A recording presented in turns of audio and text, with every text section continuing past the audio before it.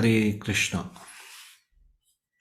हम लोग शिल प्रभुपाद लीलामृत के प्रथम भाग से चर्चा कर रहे हैं। हम इसके तीसरे अध्याय, एक बहुत अच्छे साधु स्वभाव वाले पुरुष से चर्चा कर रहे हैं। तो पिछले कल तक जो हमने चर्चा की उससे आगे की चर्चा अभी हम करेंगे। इससे पहले ये चर्चा शुरू करें, कृपया सभी लोग मेरे साथ प्रभुपाद प्रणाम मंत्र बोल लीजिए। नमो विष्णुपादाय कृष्ण पृष्ठाय भूतले श्रीमते भक्ति वेदांत स्वामिन इति नामिने नमस्ते सारस्वते देवे गौरवाणी प्रचारिणे निर्विशेष शून्यवादी पाश्चात्य देश तारिणे। धन्यवाद। जनवरी सन 1928 ईस्वी के कुंभ मेले का अवसर था। गौड़ी मठ के भक्ति प्रदीप तीर्थ महाराज कुछ लोगों के साथ इलाहाबाद आए थे। एक दिन वे सब बिना सूचना के प्रयाग फार्मेसी आ पहुंचे और अभय ने उन सबको अचानक इतने सालों बाद पुनः देखा। ओह, ये वे ही लोग हैं जिन्हें मैं पहले देख चुका हूं। उनके मुंह से निकला, गौड़ी मठ के लोग, हाँ अंदर आइए। भक्ति प्रदीप तीर्थ स्वामी वही सन्यासी थे जो कलकत्ता में नरेंद्र नाथ मलिक के घर पर गए थे। उनका वह आगमन अभय के भक्ति सिद्धांत सरस्वती के पास जाने का कारण बना था। विनम्रता पूर्वक दोनों हाथ जोड़कर वे अभय के सामने खड़े हो गए। वे गेरुए रंग के साधारण खादी वस्त्र पहने थे, सिर मुंडा था, उसके पिछले भाग में शिखा रूप में रोम गुल्लक था। माथे पर रोम गुल्लक मतलब बालों का गुच्छा, रोम मतलब बाल। माथे पर वैष्णव तिलक लगा था।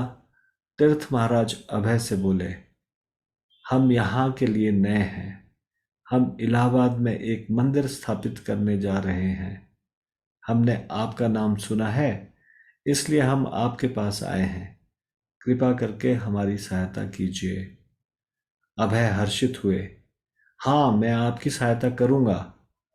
जितना धन वे दे सकते थे उन्होंने दिया और उसके बाद उन्होंने तीर्थ महाराज का परिचय डॉक्टर घोष से कराया। डॉक्टर घोष ने भी धन दिया। अभय ने गौड़ी मठ के भक्तों को भजन और भाषण के लिए अपने घर पर आमंत्रित किया। उनकी पत्नी को प्रसाद तैयार करना था। आमंत्रण स्वीकार हो गया, लेकिन जब वे लोग अभय के घर पहुंचे तो एक गलत फहमी हो गई। गौरमोहन, जो निर्बल थे, अपने ऊपर के कमरे में रह रहे थे। अभय ने पुकारा, कृपया नीचे आ जाइए, गौड़ी मठ के भक्तों की बैठक है। गौरमोहन नीचे उतर आए, लेकिन जब उन्होंने साधुओं को देखा तो उन्हें गलतफहमी हो गई कि वे ऐसे ही किसी सधुक्कड़ संप्रदाय के शून्यवादी लोग हैं। अभय ने जो कुछ कहा था वह उन्हें ठीक से सुनाई नहीं पड़ा था। गौरमोहन बैठ गए, लेकिन उन्होंने पीत कपड़े पहने साधुओं को उदासीन भाव से देखा और कुछ व्यंग्योक्ति भी की। अभय, जो उत्साह से भरे थे कि उन्हें वैष्णव के संसर्ग में आने और उनके मुख से श्री कृष्ण कथा सुनने का अवसर मिला है, अपने पिता के ऐसे व्यवहार को नहीं समझ सके। पर जो ही भक्ति प्रदीप तीर्थ स्वामी ने अपना भाषण आरंभ किया, गौरमोहन की समझ में सारी बात आ गई। ओह, वे वैष्णव हैं, उनके मुंह से आवाज आई। वृद्ध और निर्बल तो वे थे ही, वे उनके चरणों पर तुरंत लेट गए। महोदय, मैंने आपको गलत समझा था।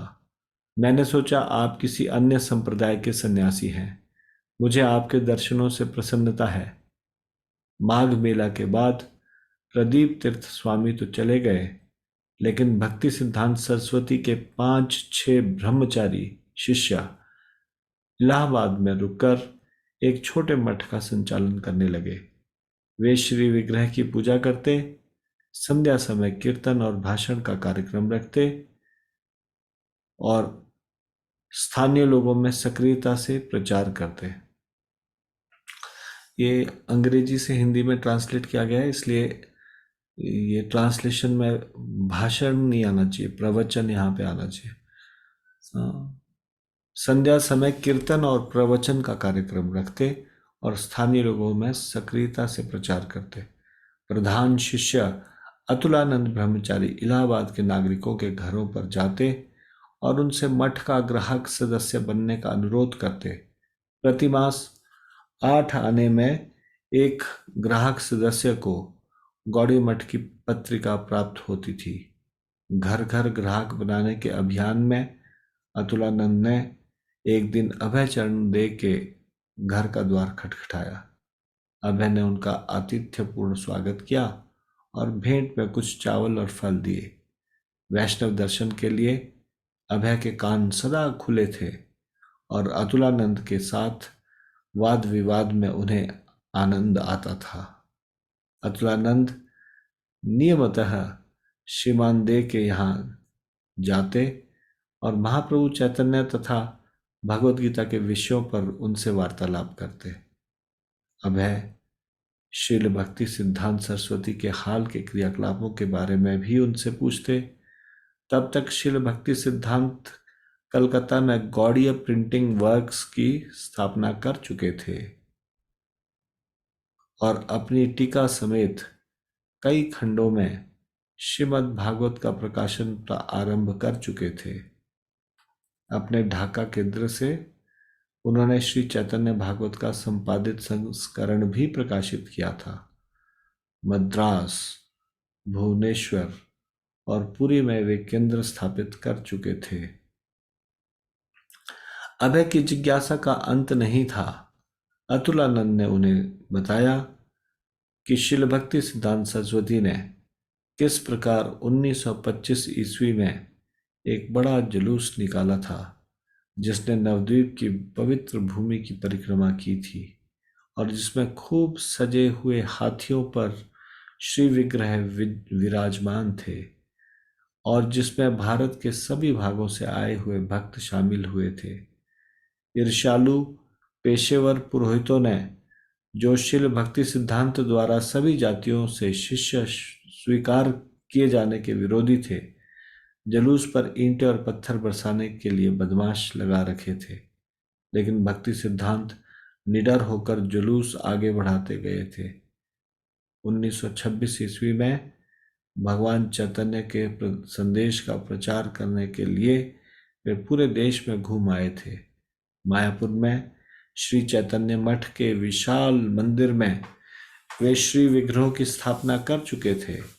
1 साल पूर्व उन्होंने सज्जन तोषणी पत्रिका का प्रकाशन 3 भाषाओं में आरंभ किया था, जिनमें एक अंग्रेजी संस्करण भी था। इस भाषा में पत्रिका का नाम हारमोनिस्ट था।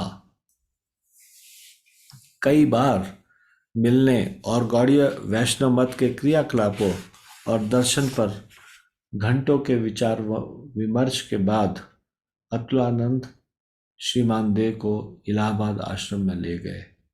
उसके कुछ समय बाद ही मठ रामबाग के निकट साउथ मलाका स्ट्रीट में एक किराए के मकान में चला था। यह मकान अभय के मकान के बिल्कुल निकट था।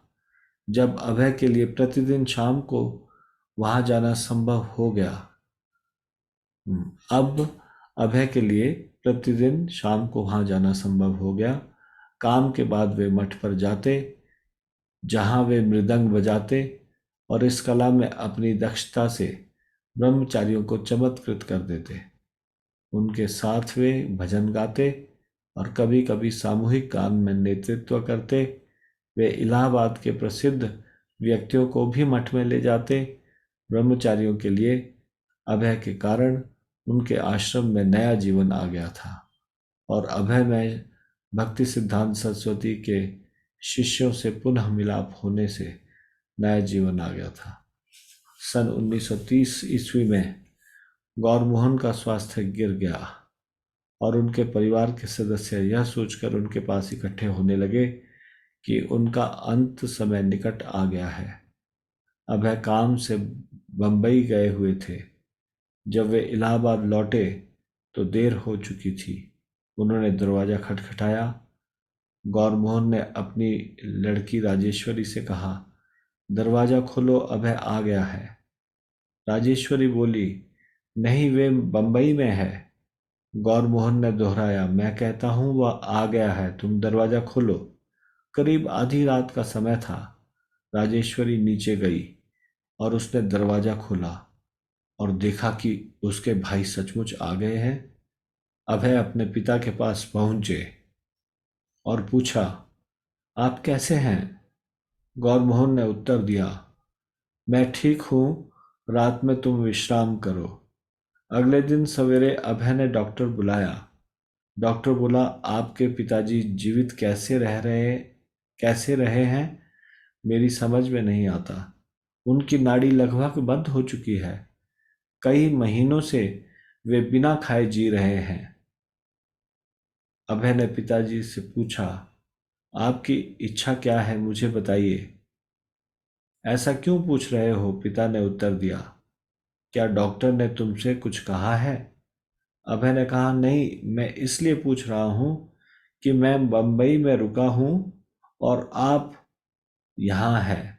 इसलिए आपकी यदि कोई इच्छा हो, कोई आकांक्षा हो तो मुझे बताएं। मैं यहाँ हूँ, मैं यहाँ आपके लिए हूँ। गौरमोहन ने कहा कि अपनी गाय इलाहाबाद गौड़ी मठ को दे दो।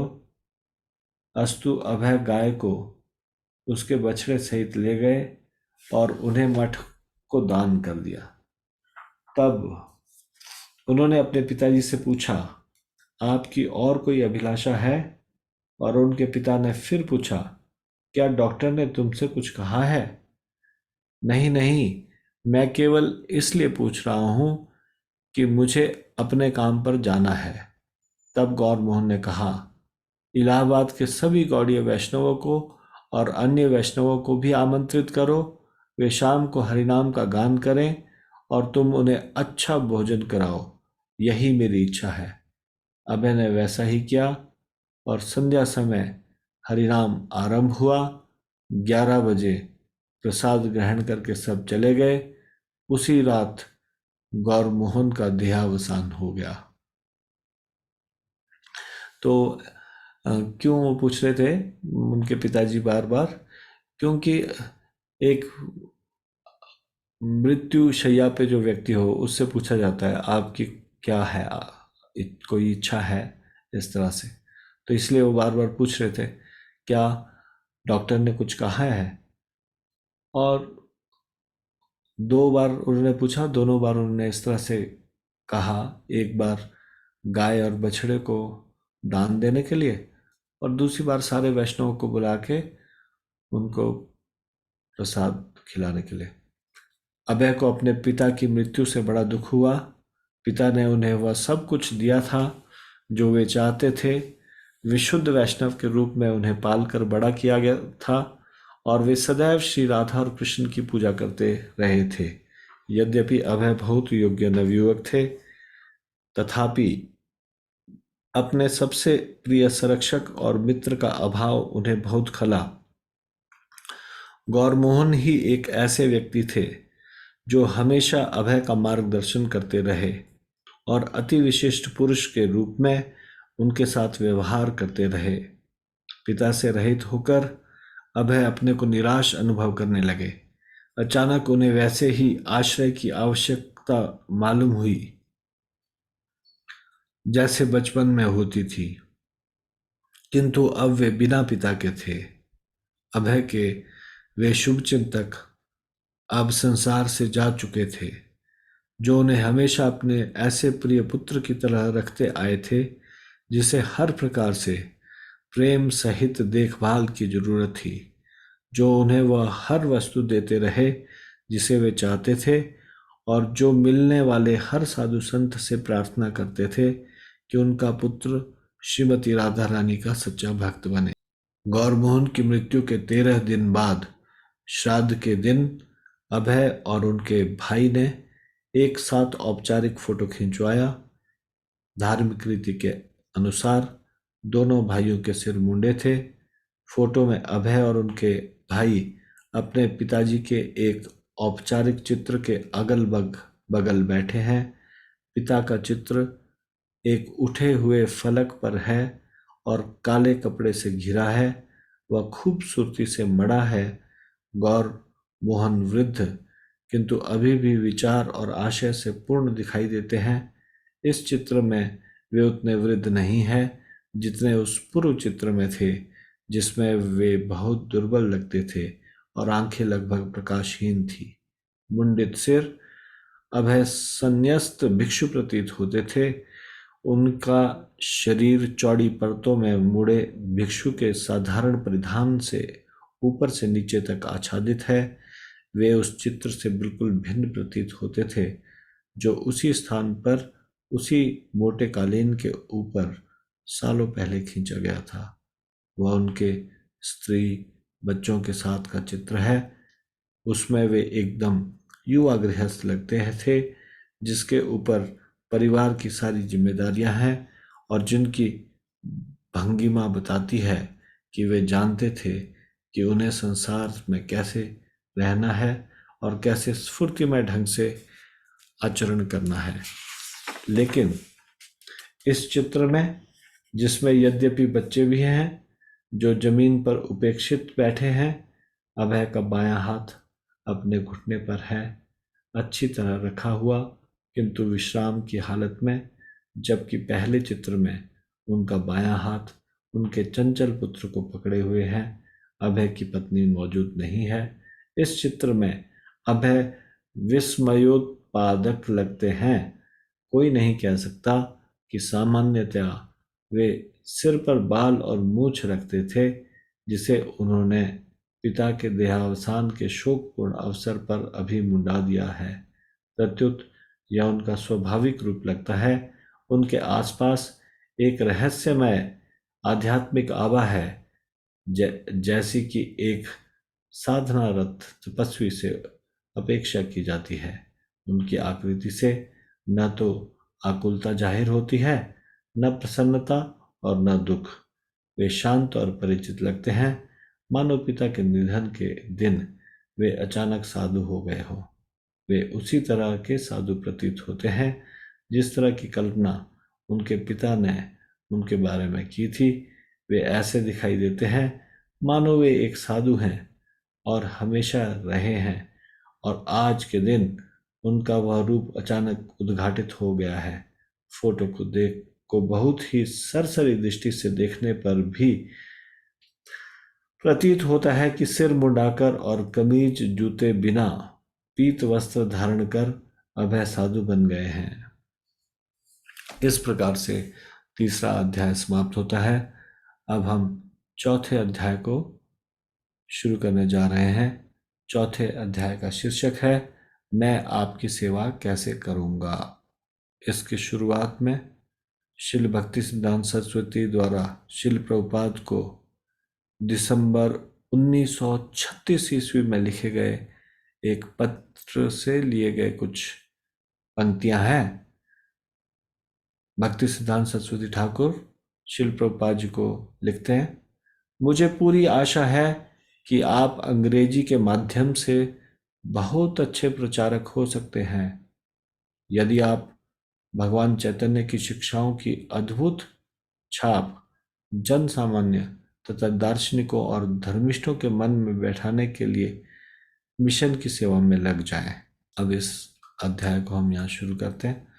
सन 1932 ईस्वी के अक्टूबर मास में भक्ति सिद्धांत सरस्वती सैकड़ों शिष्यों और तीर्थ यात्रियों का एक दल लेकर वृंदावन के पवित्र स्थानों की एक मास की परिक्रमा पर निकले। तो ये कौन सी एक मास की परिक्रमा है? कार्तिक के समय में, कार्तिक के महीने में व्रजमंडल परिक्रमा होती है। तो ये उस दौरान की घटना है। वृंदावन के निवासी और दर्शक वृंदावन क्षेत्र की परिक्रमा यमुना नदी के किनारे किनारे पुराने शुष्क मार्ग से करते हैं।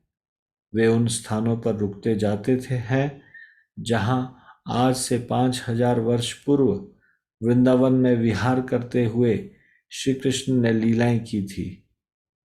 शिल भक्ति सिद्धांत सरस्वती की परिक्रमा में अभय सम्मिलित होना चाहते थे, किंतु कार्यवश वे वैसा नहीं कर सके। फिर भी तीर्थ यात्रा के 20वें दिन वे इलाहाबाद से चल पड़े, इस निश्चय के साथ कि वे भक्ति सिद्धांत सरस्वती से फिर मिलेंगे और इस आशा से कि एक दिन के लिए ही सही वे वृंदावन के बाहर कोसी में परिक्रमा में सम्मिलित होंगे। जो परिक्रमा शिल भक्ति सिद्धांत ने आयोजित की थी वह वृंदावन में आयोजित सबसे बड़ी परिक्रमाओं में से एक थी। इतने अधिक लोगों को परिक्रमा में सम्मिलित करके वे उसे सामूहिक प्रचार का एक साधन बना रहे थे।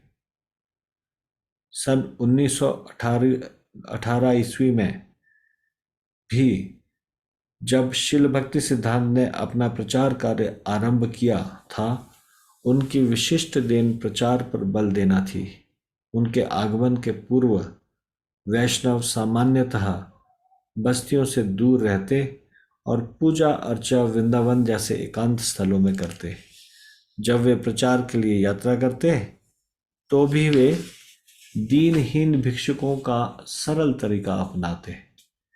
भगवान चैतन्य के काल में उनके गोस्वामी अनुयायी वृंदावन में वृक्षों की छाया में रहते थे। एक रात एक वृक्ष की छाया में, अगली रात दूसरे वृक्ष की छाया में। शिल भक्ति सिद्धांत सरस्वती का उद्देश्य विश्वव्यापी प्रचार था। वे जानते थे कि गोस्वामियों का त्याग पाश्चात्यों के लिए संभव नहीं था, इसलिए उन्होंने यह धारणा आरंभ की कि भक्त विशाल मंदिर में भी रह सकते हैं। उन्होंने एक संपन्न वैष्णव व्यवसायी से बड़ा अनुदान स्वीकार किया था और कलकत्ता के बाग बाजार क्षेत्र में सन 1930 ईस्वी में संगमरमर के एक बड़े मंदिर का निर्माण कराया था। उसी वर्ष वे अपने बहुत से अनुयायियों के साथ उल्टा ढंग के किराए के छोटे मकान से अपने नए प्रभावशाली मुख्यालय में चले गए थे। शिल भक्ति सिद्धांत यह प्रदर्शित कर रहे थे कि एक भक्त को अपनी इंद्रियों को संतुष्ट करने के लिए एक पैसा भी खर्च नहीं करना चाहिए, जबकि कृष्ण भगवान की सेवा में वह लाखों रुपए खर्च कर सकता है। जबकि शिल भक्ति सिद्धांत के पूर्व वैष्णव अंग्रेजों द्वारा लाए गए यांत्रिक उपकरणों से कोई सरोकार नहीं रखते थे, किंतु शिल भक्ति सिद्धांत शास्त्र ग्रंथों के आधार पर अधिक ऊंचे स्तर की चेतना का प्रदर्शन कर रहे थे। भगवान चैतन्य के महान शिष्य रूप गोस्वामी ने लिखा था, भौतिक बंधनों से पूर्णतया मुक्त होने का तात्पर्य यह नहीं है कि हर भौतिक बंधन का त्याग कर दिया जाए, वरन उसका तात्पर्य यह है कि हर वस्तु श्री भगवान कृष्ण की सेवा में नियोजित की जाए। योग में इसे ही पूर्ण त्याग समझा जाता है। यदि हर वस्तु भगवान की ऊर्जा है तो किसी वस्तु का त्याग क्यों? यदि भगवान अच्छे हैं तो उनकी ऊर्जा भी अच्छी है। भौतिक वस्तुओं का उपयोग अपने इंद्रिय सुख के लिए नहीं करना चाहिए, किंतु उनका उपयोग भगवान कृष्ण की सेवा के लिए किया जा सकता है और किया जाना चाहिए। इसलिए शिल भक्ति सिद्धांत आधुनिक छापेखानों का इस्तेमाल करना चाहते थे। वे सांसारिक लोगों को कृष्ण कथा सुनने के लिए शान शौकत से बने मंदिरों में आमंत्रित करना चाहते थे और प्रचार कार्य पर जाने वाले भक्तों को सुंदर से सुंदर वाहनों में जाने से हिचकना नहीं चाहिए। उन्हें सिले कपड़े पहनने चाहिए और भौतिक सुख सुविधाओं के बीच रहना चाहिए। इसी भावना से उन्होंने बाग बाजार के भवन का निर्माण कराया था और वहाँ एक आस्तिक प्रदर्शनी आयोजित की थी, जिसमें बारीकी से निर्मित, चित्रित और सुसज्जित मिट्टी की गुड़ियों की झांकियां दिखाने की व्यवस्था की गई थी। ये गुड़ियां बंगाल की परंपरागत कला का एक रूप है, किंतु वैष्णव दर्शन और श्री कृष्ण की लीलाओं को व्यापक ढंग से प्रदर्शित करने वाले लगभग 100 गुड़ियों का एक साथ इस प्रकार रंगमंच पर एकत्र किया जाना पहले कभी नहीं देखा गया था। आस्तिक प्रदर्शन से चारों ओर धूम मच गई और हजारों लोग उसे प्रतिदिन देखने आने लगे। उसी वर्ष शील भक्ति सिद्धांत सरस्वती अपने लगभग 40 शिष्यों के साथ भारत की परिक्रमा पर निकले। इस यात्रा में शील भक्ति सिद्धांत के कई सार्वजनिक भाषण हुए, प्रवचन हुए और महत्वपूर्ण व्यक्तियों से उनकी भेंटें हुई। 1932 ईस्वी तक भारत के विभिन्न भागों में उन्होंने 3 प्रेस स्थापित कर दिए थे, जहां से विभिन्न भारतीय उपभाषाओं में 6 पत्रिकाएं प्रकाशित होने लगी थी। कलकत्ता में एक राजनेता ने शील भक्ति सिद्धांत नदिया प्रकाश को आप एक दैनिक पत्र के रूप में कैसे निकालते हैं? भक्ति सिद्धांत सरस्वती ने उत्तर दिया कि यह कोई आश्चर्यजनक बात नहीं है, यदि हम इस बात को ध्यान में रखें कि केवल कलकत्ता नगर से लगभग आधे दर्जन सामान्य दैनिक पत्र प्रकाशित हो रहे हैं। यद्यपि यह भारत के सभी नगरों में केवल एक नगर है, भारत पृथ्वी पर के सभी राष्ट्रों में केवल एक राष्ट्र है। पृथ्वी ब्रह्मांड के अनेक ग्रहों में केवल एक बहुत छोटा सा ग्रह है। यह ब्रह्मांड उन ब्रह्मांडों में केवल एक है जिनकी संख्या इतनी अधिक है कि एक एक ब्रह्मांड की वही स्थिति है जो सरसों के एक बड़े बोरे में एकाकी सरसों के बीज की होती है। और यह सारी भौतिक सृष्टि भगवान की सृष्टि का केवल एक क्षुद्र अंश है। नदिया प्रकाश में कलकत्ता या पृथ्वी पर के नहीं वरन अनंत आध्यात्मिक आकाश के समाचार प्रकाशित होते थे, जो समस्त भौतिक जगतों में सम्मिलित आकार से भी बड़ा है। इसलिए यदि सीमित भौतिक जगत के समाचार देने वाले कलकत्ता के पत्र दैनिक हो सकते थे, तो क्या आश्चर्य जो नदिया प्रकाश दैनिक छपता है। वास्तव में यदि अभिरुचि रखने वाले पाठकों का अभाव ना हो तो आध्यात्मिक संसार विषयक समाचार पत्र प्रतिक्षण छप सकता है। तो कोलकाता में एक डेली न्यूज़पेपर नदिया प्रकाश से के नाम से उन्होंने निकाला, दैनिक पत्र। लोगों को आश्चर्य होता था कि ऐसे स्पिरिचुअल समाचार पत्र कैसे हो सकता है। शील भक्ति सिद्धांत के प्रकाशनों में एक प्रकाशन अंग्रेजी में था, हार्मोनिस्ट, और 1932 ईस्वी की वृंदावन परिक्रमा का विज्ञापन इसमें प्रकाशित हुआ था।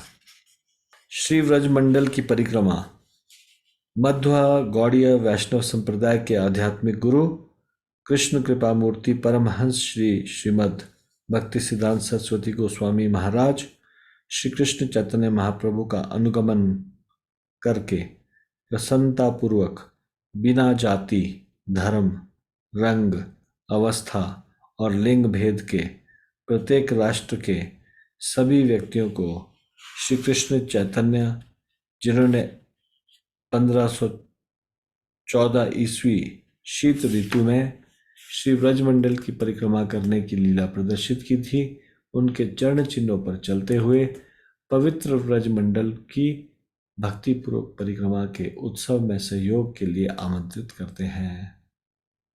तो ये एडवर्टाइजमेंट थी।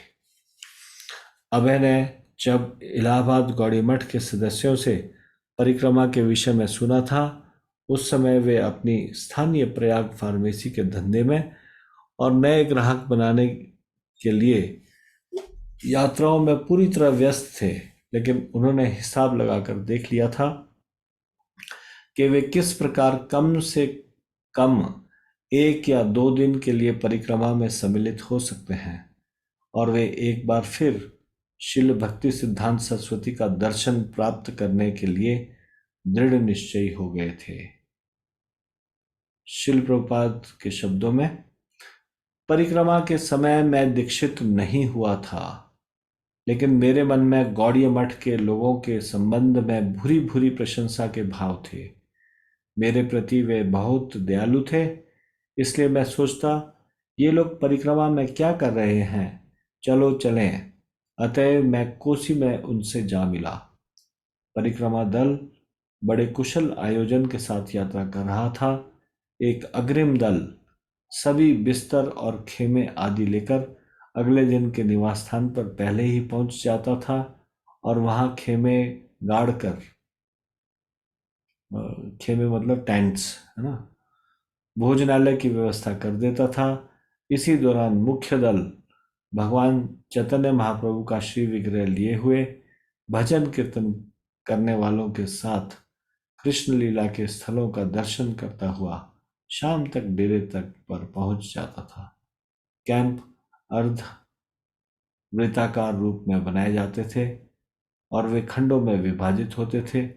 यात्रियों को अलग अलग खंड रात भर के लिए निर्धारित कर दिए जाते थे। शिल भक्ति सिद्धांत और भगवान चैतन्य के श्री विग्रह के आवास मध्य में होते थे और निकट ही सन्यासियों के कैंप रहते थे। स्त्रियों और पुरुषों के लिए अलग अलग कैंप होते थे। पति पत्नी एक साथ नहीं रहते थे। स्वेच्छापूर्ण रक्षक का कार्य करने वालों का भी एक दल था जो रात भर घूमकर पूरे क्षेत्र की रखवाली करता था।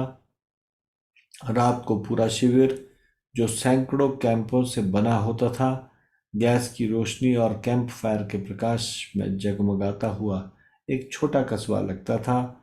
उसकी व्यवस्था से आश्चर्य अभिभूत होकर स्थानीय लोग उसे देखने आते थे। संध्या समय शिल भक्ति सिद्धांत सरस्वती का प्रवचन सुनने के लिए सभी एकत्रित होते थे। तीर्थयात्री हर दिन बड़े सवेरे उठते और मिलकर हरे कृष्ण का जप करते थे। तब भगवान चैतन्य महाप्रभु का श्री विग्रह लेकर वे जुलूस में चल पड़ते थे। पहले कीर्तन करने वाले, उसके बाद पुलिस बैंड, तब अग्रगामी घोड़ा, फिर पताकाधारी और बाद में सभी तीर्थयात्री। वे पवित्र स्थानों पर जाते थे। श्री कृष्ण भगवान की जन्मभूमि, उस स्थान पर जहाँ भगवान कृष्ण ने कंस का वध किया था, आदिकेशव मंदिर, राधा कुंड, श्याम कुंड और बहुत से अन्य स्थान। शिल भक्ति सिद्धांत सरस्वती बड़ी सफलता के साथ अपनी बहुजन संकुल तीर्थ यात्रा पर आगे बढ़ रहे थे कि उन्हें गहरे विरोध का सामना करना पड़ा। वृंदावन में स्थानीय मंदिरों के स्वामियों ने इस बात पर आपत्ति की कि शिल भक्ति सिद्धांत उन भक्तों को यज्ञोपवीत धारण करा रहे हैं जो ब्राह्मण परिवारों में पैदा नहीं हुए थे। शिल भक्ति सिद्धांत अपने लेखों और भाषणों में वैदिक शास्त्रों से बारंबार यह सिद्ध कर चुके थे कि कोई मनुष्य जन्म से नहीं वरन अपने गुणों से ब्राह्मण होता है। प्राय वे सनातन गोस्वामी के हरि भक्ति विलास से एक श्लोक उद्धृत करते, जिसका आशय यह था कि जैसे कोई हीन धातु पारा मिलाने से सोना बन जाती है, उसी प्रकार एक सामान्य व्यक्ति प्रामाणिक आध्यात्मिक गुरु से दीक्षा प्राप्त कर लेने पर ब्राह्मण हो जाता है। वे श्रीमद् भागवत से भी प्राय एक श्लोक सुनाया करते, जिसमें महान ऋषि नारद राजा युधिष्ठिर से कहते हैं कि यदि कोई शूद्र कुल में जन्म लेकर ब्राह्मण की तरह आचरण करता है तो उसे ब्राह्मण स्वीकार करना पड़ेगा, और यदि कोई ब्राह्मण कुल में पैदा होता है लेकिन शूद्र की भांति आचरण करता है तो उसे शूद्र मानना होगा। चूंकि कलयुग में आध्यात्मिक उन्नति का प्रधान उपाय भगवान के पवित्र नाम का कीर्तन है, इसलिए जो कोई भी हरे कृष्ण का कीर्तन करता है उसे साधु पुरुष मानना चाहिए। जब स्थानीय पंडित शिल भक्ति सिद्धांत सरस्वती के पास वाद विवाद के लिए आए तो उन्होंने उनकी उस उदारता पर आपत्ति उठाई जो वह छोटी जातियों के व्यक्तियों को दीक्षा, यज्ञोपवीत और सन्यासी के वस्त्र देने में दिखाते थे। भक्ति सिद्धांत सरस्वती के विद्वतापूर्ण और ओज भरे तर्क के सामने पंडित वर्ग वाद विवाद में संतुष्ट प्रतीत हुआ, किंतु जब परिक्रमा दल वृंदावन के 7 मुख्य मंदिरों पर पहुंचा, जिनका निर्माण भगवान चैतन्य के निकट अनुयायियों ने कराया था, तो तीर्थयात्रियों ने देखा कि मंदिरों के द्वार बंद है। वृंदावन के दुकानदारों ने भी अपने धंधे बंद कर दिए थे और कुछ लोगों ने आगे बढ़ते तीर्थयात्रियों पर पत्थर भी फेंके। सोचिए कितना कठिन समय उन्होंने गुजारा। आज यदि सब लोग भगवान का नाम का उच्चारण कर पा रहे हैं, सभी जाति के लोग, इसका बहुत बड़ा श्रेय भक्ति सिद्धांत सरस्वती को ठाकुर को जाता है। देखिए भक्ति सिद्धांत सरस्वती ठाकुर का कितना ऑपोजिशन हो रहा है इस बात को लेके कि वो सारे के सारे निम्न जाति का विचार ना करते, सभी लोगों को साथ में लेके चल रहे हैं, सभी को दीक्षा दे रहे हैं। दुकानदारों ने अपना दुकानें बंद कर दी इस ग्रुप के लिए। जो ये ग्रुप था उनको सामान चाहिए था। और आश्चर्य की बात, ये तीर्थयात्रियों पर पत्थर फेंके गए, किंतु परिक्रमा दल श्रील भक्ति सिद्धांत सरस्वती के नेतृत्व में इस विरोध के बावजूद उत्साह के साथ आगे बढ़ता गया और 28 अक्टूबर को वह दल कोसी पहुंच गया, जहां श्री कृष्ण के पिता नंद का कोषागार था। प्रकार से दूसरी मुलाकात प्रभुपाद जी की अपने गुरु से हुई, श्रील भक्ति सिद्धांत सरस्वती ठाकुर से, और ये बहुत महत्वपूर्ण समय है जब प्रभुपाद जी सेकेंड टाइम अपने गुरु से मिलने जा रहे हैं। उसका वर्णन हम करेंगे कल। आज हम इसको यहीं पे विराम देंगे। शिल प्रभुपाद लीलामृत की जय। शिल प्रभुपाद की जय। परम पूज्य सतस्वरूप दास गोस्वामी महाराज की जय। निताई गौर प्रेमानंदे। हरि हरि बोल।